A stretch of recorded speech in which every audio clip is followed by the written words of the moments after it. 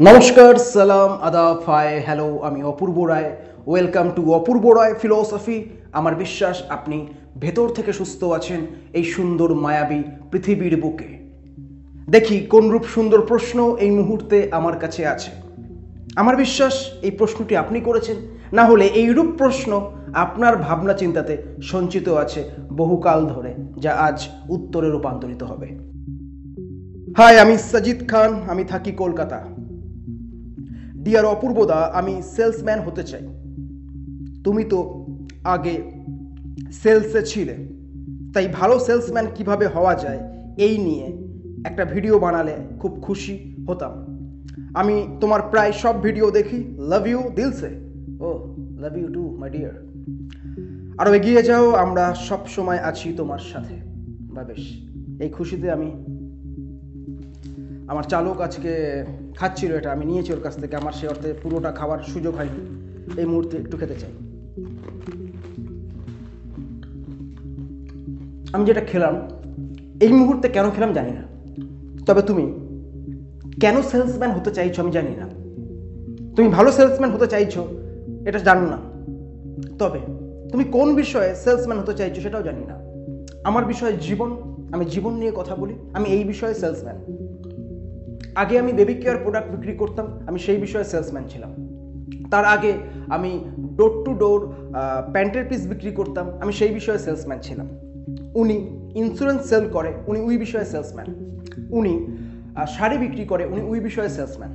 আবার ওই লোকটি পেন বিক্রি করে, উনি ওই বিষয়ে সেলসম্যান। তবে সাজিদ খান ফ্রম কলকাতা, তুমি কোন বিষয়ে সেলসম্যান হতে চাইছো বা কোন সেক্টরের সেলসম্যান হতে চাইছো সেটা একটু দেখে নিও, সেই বিষয়টাকে একটু বুঝে নিও, আর সেই বিষয়টাকে আপন করে সেই বিষয়টার সম্বন্ধে আরও জানার জন্য সেই বিষয়টাকে নিয়ে পড়াশোনা করো, অভিজ্ঞতা অর্জন করো, তারপরে সেই বিষয় নিয়ে পাবলিক প্লেসে বা মার্কেটে পদার্পণ করো। এটা হলো তোমার কাছে প্রথম স্টেপ।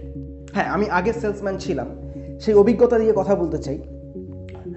আমি প্রথমে ডোর টু ডোর সেলস করতাম, আর এই ডোর টু ডোর সেলসম্যান যখন ছিলাম, আমাদের প্রোডাক্ট ছিল প্যান্টের পিস, কোনো একটি নামি ব্র্যান্ডের, এবং আমাদের যে ইনস্টিটিউটটি ছিল সেটাও একটি নামি ব্র্যান্ডের ছিল, এবং আমাদের টিম লিডাররাও ব্র্যান্ডেড।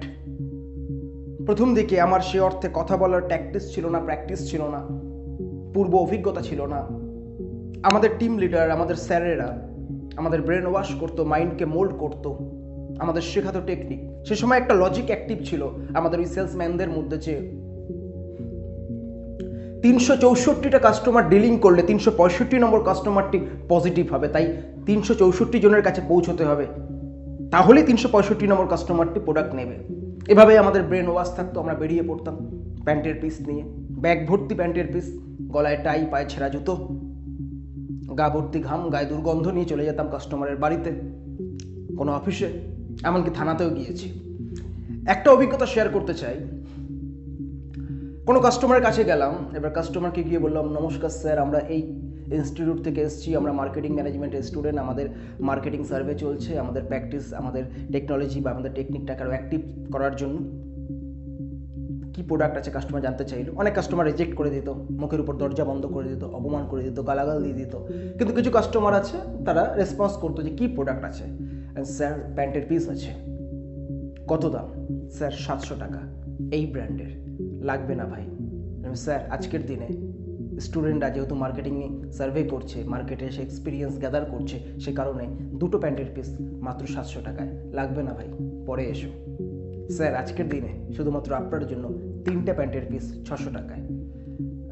না ভাই, লাগবে না। স্যার, আজকের দিনে আপনার জন্য 4টে প্যান্টের পিস মাত্র 500 টাকায়। 4টে প্যান্টের পিস 500 টাকায় ফেক হবে না তো? মানে খারাপ প্যান্ট হবে, র্যাশ বেরিয়ে যাবে না? না স্যার, এই ব্র্যান্ডের, স্যার ব্র্যান্ডেড কোম্পানি স্যার। শুধুমাত্র আমরা স্টুডেন্টরা মার্কেটিং সার্ভে করছি এবং আমাদের এক্সপিরিয়েন্স অর্জন করার জন্য মার্কেটে নেমেছি বলে এই অফার দিচ্ছে। তবে স্যার, আজকের দিনে 5টি প্যান্টের পিস মাত্র 400 টাকায়। কি বলছেন ভাই? ইয়েস স্যার, কিন্তু আপনার জন্য 6টা প্যান্টের পিস মাত্র 300 টাকায়, এবং সঙ্গে এই কভারটি ফ্রি। কাস্টমার লোভে পা দিয়ে লুপে নিল। আমাদের 300 টাকা বা আমার 300 টাকা আর্নিং হলো। এই 300 টাকার মধ্যে 100 টাকা চলে যাবে কোম্পানির কাছে, আরও 100 টাকা চলে যাবে টিম লিডারের কাছে, আর বাকি 100 টাকা আমার পকেটে থাকবে। এমনও দিন গেছে সারাদিন ঘুরে 1 টাকাও ইনকাম হয়নি। তবে এই কোম্পানি ফেক ছিল, যে কোম্পানির আন্ডারে আমরা ছিলাম, যাকে মার্কেটিং ম্যানেজমেন্ট ইনস্টিটিউট বলা হচ্ছে, সেটা পরে বুঝেছিলাম। যে কোম্পানির প্রোডাক্ট বিক্রি করছিলাম, যে ব্র্যান্ডেড কোম্পানির, সে কোম্পানিরটা ফেক ছিল। আদতে সেই কোম্পানির প্রোডাক্ট ছিল না, পুরোটাই নকল এবং জালি ছিল। এরপরে গিয়ে কাস্টমার যখন ফিডব্যাক পেতাম, গালাগাল খেতাম, ফোনটাকে সুইচ অফ করে বন্ধ করে দিলাম, ওই প্রফেশনটাকে ছেড়ে দিলাম। আবার কিছু মাস বেকার থাকার পর আরও একজনের সহযোগিতায় সেলসম্যানের কাজে ঢুকলাম। সেলসম্যানের কাজে যাওয়ার আগে আমি মাল ডেলিভারি করতাম ছোটো হাতিতে করে।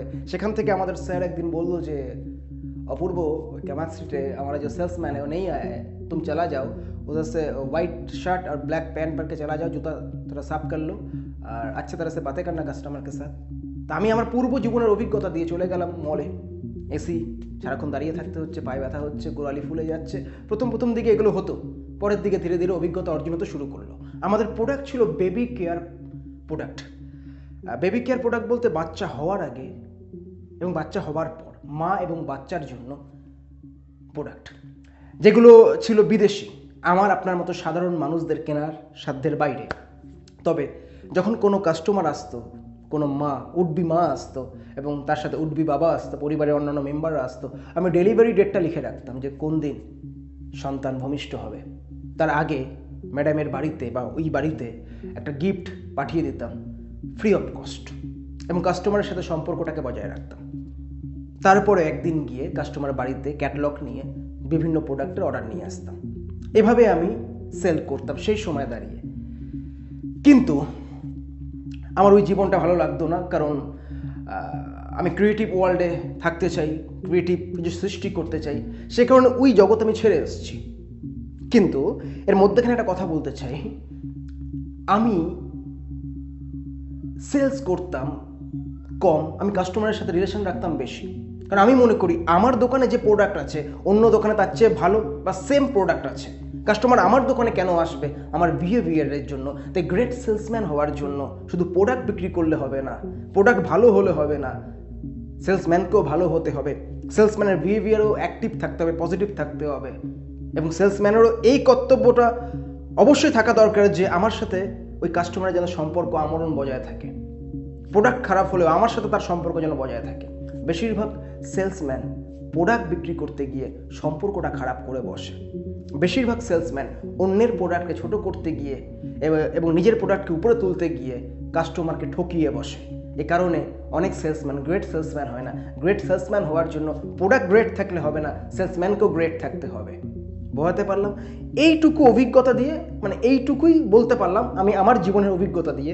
তবে একটা ছোট্ট অভিজ্ঞতা শেয়ার করতে চাই।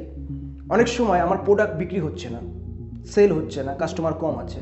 সেই সময় আমি অন্য কোনো কাস্টমারের ব্যাগ ধরতাম, তার গাড়িতে গিয়ে ড্রপ করে দিয়ে আসতাম ব্যাগ, এবং লাস্টে একটা স্যালুট ঠুকতাম। আর সেই কাস্টমার 10 টাকা, 50 টাকা, 20 টাকা, 100 টাকা টিপস দিত। আর সেই টিপস নিয়ে আমি মলে ঢুকতে পারবো না, যে টিপসের টাকা আমি চায়ের দোকানে রেখে আসতাম। ফুটপাতে বিহারি চাওয়ালা চা বিক্রি করতো, লাল চা, মশলা চা, দুধ চা সে অর্থে বিক্রি করতো না, রেখে আসতাম।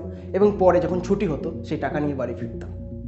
তা আমি বরাবরই সেলসম্যান ছিলাম। আমি আমার বিহেভিয়ারের মাধ্যমে, আমি আমার পজিটিভনেসের মাধ্যমে, নিজের প্রশংসা করছি না, আমি আজও সেলসম্যান। আমার বর্তমান প্রোডাক্ট হলো জীবন, আর সে বিষয়ে আমি সেল করে যাচ্ছি। যাই হোক, তবে এটাই বলবো যে যদি আপনি সেলসম্যান হতে চান, গ্রেট সেলসম্যান হতে চান, এই কথাগুলো নিজের জীবনে প্রয়োগ করার আগে অন্য কোনো গ্রেট সেলসম্যানের কাছ থেকে কিছু অভিজ্ঞতা নিয়ে নেবেন। কারণ আমি সে অর্থে গ্রেট সেলসম্যান নই, আমি সে অর্থে প্রোডাক্ট বিক্রি করি না, আমি কথা বিক্রি করি। আর সেই কথার পরিপ্রেক্ষিতে এতগুলো কথা বললাম। আমার আজকের প্রশ্ন আপনার কাছে, আপনি কি হতে চেয়েছিলেন এবং সেটা হতে পারেননি বলে আপনার কি এখনো দুঃখ আছে? আপনি কি হতে চেয়েছিলেন এবং সেই বিষয়টাতে উত্তীর্ণ হতে পারেননি বলে আপনার কি এখনো সেই দুঃখটা আছে? এবং সেই দুঃখটা মোছার জন্য আপনি বর্তমানে কি করছেন? কমেন্টের মাধ্যমে জানাবেন। আজকের মতো আসছি, ততক্ষণ পর্যন্ত নিজের ভাবনা চিন্তার খেয়াল রাখবেন। ধন্যবাদ আপনার মূল্যবান সময়ের জন্য।